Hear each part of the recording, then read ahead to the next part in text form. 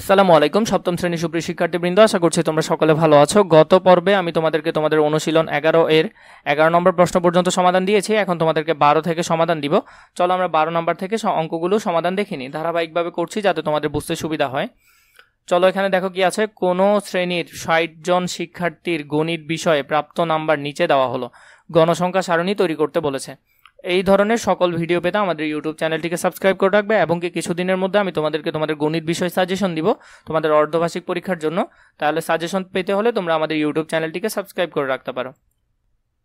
দেখো এখানে আমাদেরকে 60 জন শিক্ষার্থীর বিষয় সম্পর্কে দিয়েছে, এখানে সবগুলো আছে। এটা থেকে আমরা কি করব, এখানে প্রাপ্ত নম্বরের আগে প্রথমে আমাদের সবচেয়ে ছোট এবং সবচেয়ে বড়টা বের করে নিতে হবে। তাহলে এখানে সবচেয়ে ছোট হলো 22, সবচেয়ে বড় হলো 99। আমি আর বের করছি না, সময় অনেক চলে যাবে। সুতরাং প্রদত্ত উপাত্তের পরিসর বের করা তো আমরা বারবার শিখেছি। সর্বোচ্চ সংখ্যা বিয়োগ সর্বনিম্ন সংখ্যা যোগ 1, তাহলে এটাই কি পরিসর। তাহলে আমাদের কত আসলো, 87 আসলো পরিসর। শ্রেণীব্যাপ্তি যদি আমি 10 ধরি, তুমি 10 ধরতে পারো, 5 ধরতে পারো। এখানে যখন দেখো 22 থেকে 99 মানে মোটামুটি অনেক বড়। এখন তুমি যদি 10 না ধরে 5 ধরো তাহলে ঘর হয়ে যাবে অনেক বেশি। এই জন্য আমরা 10 করে ধরলাম। তাহলে 10 করে ধরলে শ্রেণী পরিসরকে যদি আমরা শ্রেণীব্যাপ্তি দিয়ে ভাগ করি কত আসতেছে, 7.8। তো বললাম না, এর পরেরটা তোমাকে ধরতে হবে, এর পরের পূর্ণ সংখ্যাটা ধরতে হবে। 7.8 এর পরের পূর্ণ সংখ্যা হলো 8। তাহলে সংখ্যাটি হবে কত, 8। প্রদত্ত উপাত্তের গণসংখ্যা সারণী এখানে আমরা করলাম। প্রথমে নাম্বারের শ্রেণী দিলাম, ট্যালি দিলাম, গণসংখ্যা দিলাম। ঠিক আছে, নাম্বার আমরা 22 তো 21 থেকে ধরছি। 21 থেকে 30 পর্যন্ত 10, 31 থেকে 40 পর্যন্ত 10, এভাবে 10 10 করে আমরা 100 পর্যন্ত দিলাম, মানে 99 এর কাছাকাছি পর্যন্ত দিলাম। এরপরে ট্যালি করতেছি। ট্যালিতে দেখো প্রথম 21 থেকে 30 পর্যন্ত কত আছে এখানে খুঁজবে, কয়টা আছে এখানের মধ্যে খুঁজবে। 21 থেকে 30 পর্যন্ত কয়টা আছে, খোঁজার পর যতটা হয় অতটা ট্যালি এখানে দাগাবে। তাহলে এখানে 4টা হচ্ছে, 4টা দাগাবে এবং পরিসংখ্যানে সংখ্যায় লিখবে 4টা। সেম এভাবে সবগুলো লিখবে। লিখার পর মোট গণসংখ্যাটা যোগ করে দেবে। তাহলে গণসংখ্যা আসতেছে কত, 60। আমাদের 12 নম্বর অঙ্কটা করা হয়ে গেল। 13 নম্বর দেখো বলেছে কি, নিচের 50টি দোকানের মাসিক বিক্রয়ের পরিমাণ 1000 টাকায় দেওয়া হলো। 5 শ্রেণীব্যাপ্তি ধরে গণসংখ্যা সারণী তৈরি করো। আমাদেরকে শ্রেণীব্যাপ্তি ধরতে বলেছে 5 করে। চলো আমরা এটাও দেখে নিই।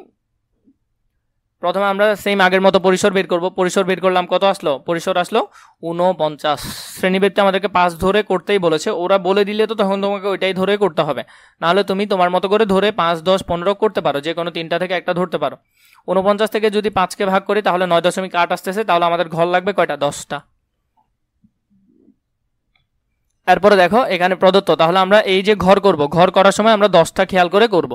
এর পরবর্তীতে আমরা যদি দেখি এখানে মাসিক আয়ের এগুলো আমরা লিখলাম 129 থেকে 133 পর্যন্ত 5 5 করে আমরা 5 5 করে সবগুলো ভাঙলাম। এরপরে সেম আগেরটার মতো সেখানে ট্যালি বসালাম, গণসংখ্যা কত হবে গণসংখ্যা বসালাম। শেষে গিয়ে আমরা গণসংখ্যাটা যোগ করে দিলাম। শেষে গিয়ে আমরা কি করলাম, গণসংখ্যাটা যোগ করে দিলাম। আশা করছি এই অঙ্কগুলো তোমরা পারবে, এগুলো খুবই সহজ।